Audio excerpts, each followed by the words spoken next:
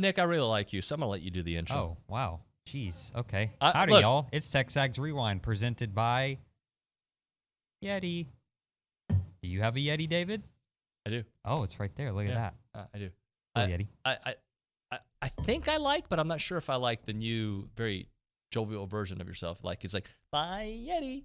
It was good. It was, you've turned over a new leaf. You don't like me sad? Yeah, thank you, Luke, for pointing that out. He doesn't like me sad. He doesn't like me happy. Nick, I like everything about you. Oh, all right. Gee, thanks. We don't have to make it awkward now. I'm being okay. a couple. Of course, Kevin's got to get in. Kevin wrote on a calendar with permanent markers, so they're just scrubbing away over there. I say something? No, we don't need her to talk. It's not permanent. She told me she needed the last few minutes off the air to work, and what she's working on is She's ruining. been scrubbing on a calendar. That's what she's been doing. All right, you know what? I'm going to class up the joint. Today on the program. Sorry, go ahead. No. Just show me the camera. What's going on? Okay, hold on 1 second. I muted myself, but, well, they're all over there. All right, fine. Anyways. 23 and 23. Who was our 23rd, or who was our guy today? Number 14. Adrian Cooper. Thank you very much. Little linebacker action. Who's our Pro Football Talk Hall of Famer? That would be Mrs. Charean Williams. She was on the program. Who's our Mad Dog of the show? That'll be Mike Meltser. Yep, Mad Dog Sports Radio. And who's our sporting news kind of guy? Bill Bender. And he watches Johnny Manziel documentaries. Oh, yeah, that's coming out. That already came out. Many of you have already seen it. We haven't seen it yet. We're going to watch it tonight as a group, and then we're going to report back tomorrow. But for now, watch the rewind. Adrian Cooper is a athletic, fast, strong guy that is now becoming more and more experienced in playing that position. By the way, he does tend to make big plays. Yeah. We remember the one, the fumble he calls against LSU that changed that game. Devontae Richardson returned. There it is right there, yeah. He had an interception. A&M only had 4 interceptions all last year. Adrian Cooper had one against Auburn. I don't think the offense did anything with it. I can remember in that win over Alabama 2 years ago. Here's a play that you might forget, but Alabama's looking at a 3rd and 10 before they punt. And they're trying to get the ball to, I can't remember, I think it's Mechie. And it was Adrian Cooper that reached back and blocked that pass. Oh, yeah. He dropped into coverage and blocked that pass. So Adrian Cooper will make big plays. What you're looking for from Adrian Cooper this year is just to be, is the consistency. And consistency typically comes with experience. 1,000%. You couldn't have said it any better. So I'm going to start doing these at the end of our dialogue about these players.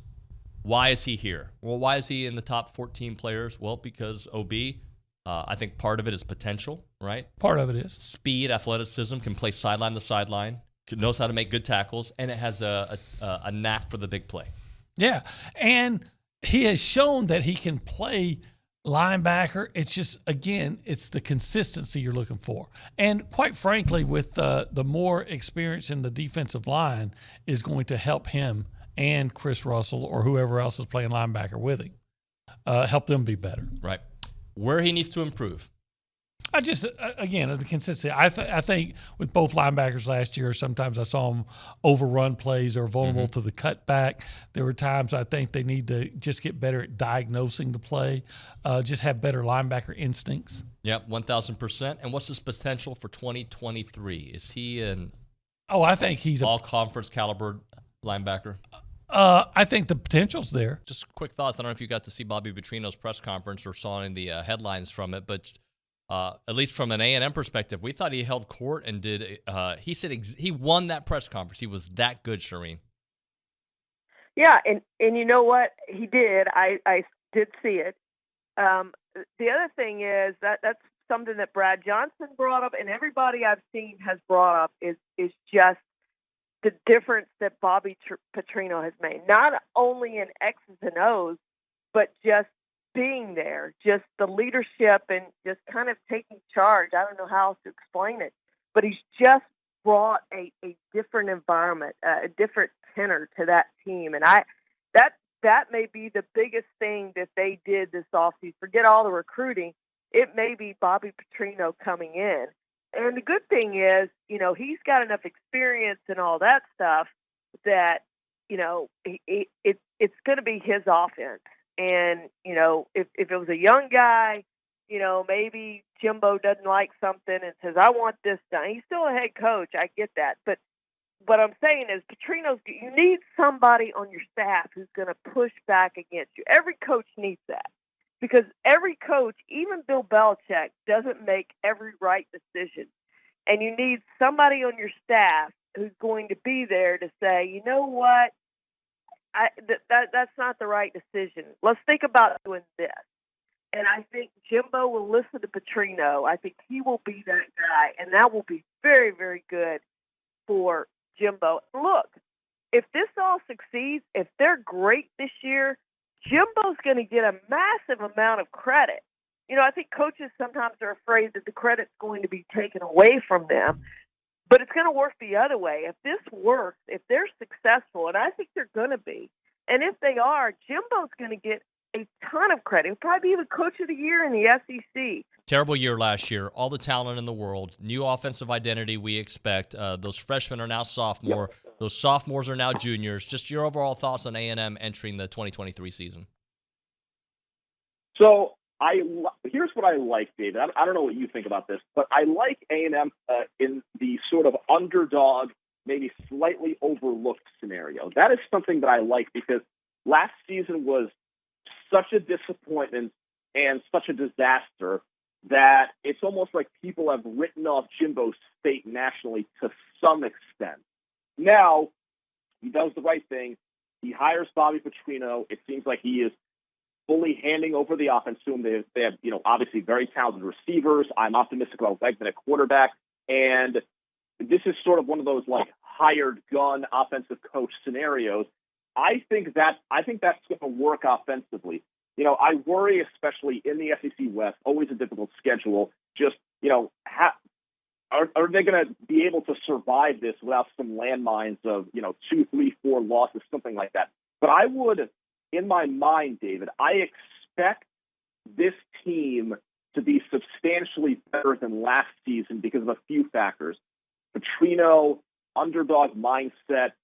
You lose some of the players from the recruiting class from last year, but I think that could be a net positive if it kind of helps your culture. Like, I'll draw an analogy, and I'm not saying they're going to go this far, but remember, 2 years ago, at this time, I don't know how many people thought that Michigan was going to win the Big Ten because Jim Harbaugh had famously never beaten Ohio State. They were coming off a horrible year during COVID, and it seemed like what happened with that program is internally they kind of rebranded the culture.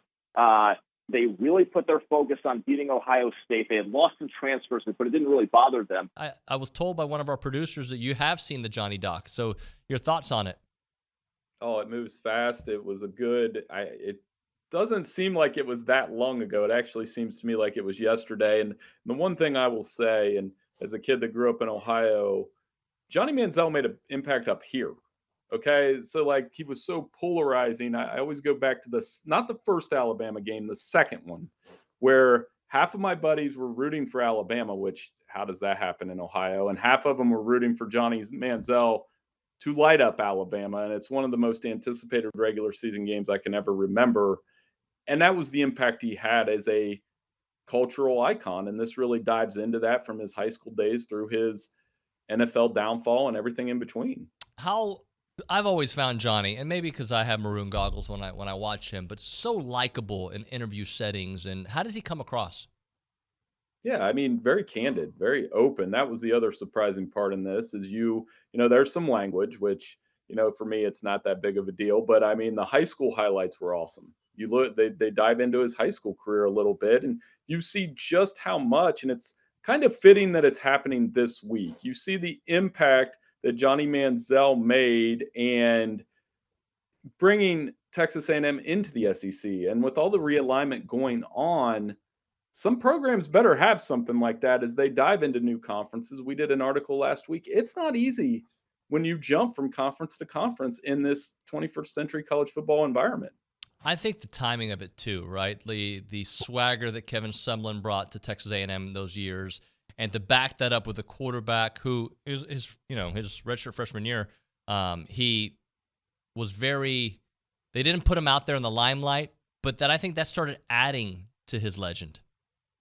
Oh, for sure. And that did, because there was a mystique about him. I do remember that at Sporting News. Like, we were trying to do profiles of Johnny Manziel, and you couldn't talk to him. All right, Nick. I know you're not a big YouTuber. Have you actually liked, comment, and subscribed to TexAgs?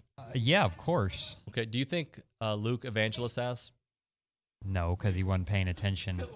Strike on his internship. I mean, do kids like, comment, and subscribe, or is it only the like adults? videos. The olds. Well, it doesn't matter what you do, Luke, because you're still getting that strike. But I mean, I like if the video is good enough, I like it. So basically, every TexAgs video ever, like. That's so weird. Nick, you can show me what was going on there. She was putting the marker by your face. She just asked if she could draw on my face. No, you cannot. All right. Well, I apologize for this video going the direction it did, but thank you so much for watching. We'll see you next time.